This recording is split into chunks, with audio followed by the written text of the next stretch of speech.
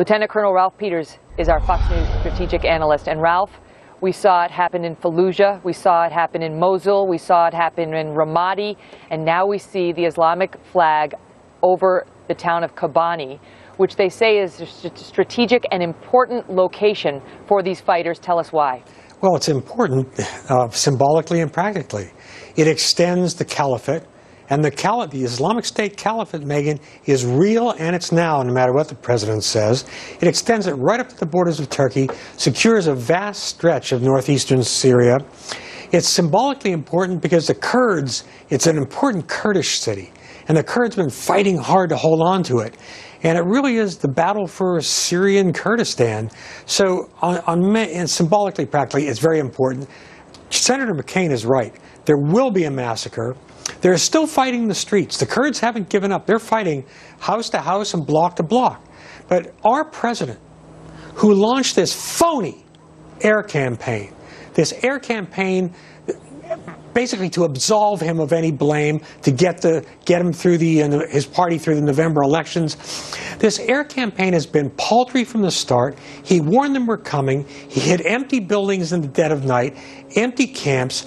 We're sending in jet fighters with low-yield precision munitions, basically guided hand grenades, to blow up individual pickup trucks. To kill 3 terrorists here, 4 there. Outside Kobani, where the terrorists from Islamic State were out in the open en masse with their vehicles, their persons, it was the perfect target for serious air power. B-52s doing area saturation bombing. But this president will not do it. He doesn't want casualties, not only civilian casualties, he doesn't even want a lot of dead terrorists. This is all a fraud, and those people in Kobani, among so many others, are going to pay a tragic price for a president's outright cowardice. What are we going to do now, Ralph? I mean, obviously you're critical of the president. He has gotten involved in this via airstrike, which is something many did not want him to do. But what are we going to do now? Are we going to let this city fall? I mean, you've got John McCain warning of a mass slaughter of 50,000 innocents in this city, which people haven't been paying. Most people have never heard of Kobani before, but the experts like you and Senator McCain are telling us we need to worry. This is going to complete part of the main caliphate that they're after. And if the airstrikes are not going to protect this town, and already we see the black flags flying, what next? Well, the time to hit them with air power, hit them hard, was before they got into the city when they were out in the open. Now we can't very well carpet bomb the city. I mean, it's one travesty after another. President Obama doesn't act to prevent tragedy. He reacts to tragedy. He reacts weakly. He mourns and does a little bit. But this tragedy, Megan, it's going to repeat itself again and again and again, because we are not at war with ISIS or Islamic State. They're at war with us, but we're just making this fraudulent pretend effort that we're doing something. And by the way, our much-touted allies in the Persian Gulf are doing far, far less. And the Turks, as they sit on the border and watch this slaughter unfold, President Erdogan, formerly Prime Minister Erdogan of Turkey, is playing a double game with us. We're acting as though we're the weak ones. We're not the superpower. And what he is doing is he is letting Islamic State militants slaughter Kurds. And then when the Kurds are slaughtered, then he may act against Islamic State, because he wants an Islamist government in Damascus. He just doesn't want Islamic State. He wants his extremists in Damascus.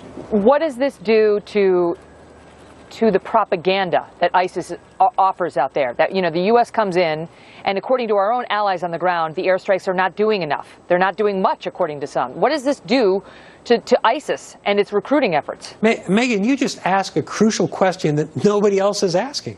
And the answer is, it's a huge recruiting tool, because it allows Islamic State, the caliphate, to say, see, the Americans said they were going to destroy us. We're still standing. We're still advancing. We can stand up to America.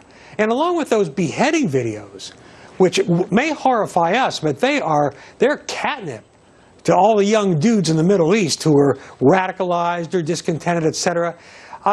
Islamic State is a magnetic force for all the malcontents in the Islamic world, and we are strengthening them by our shows, our displays of weakness. And oh, by the way, far from degrading and destroying ISIS, as the president promised to do, ISIS is advancing on Baghdad. They're advancing in Kobani.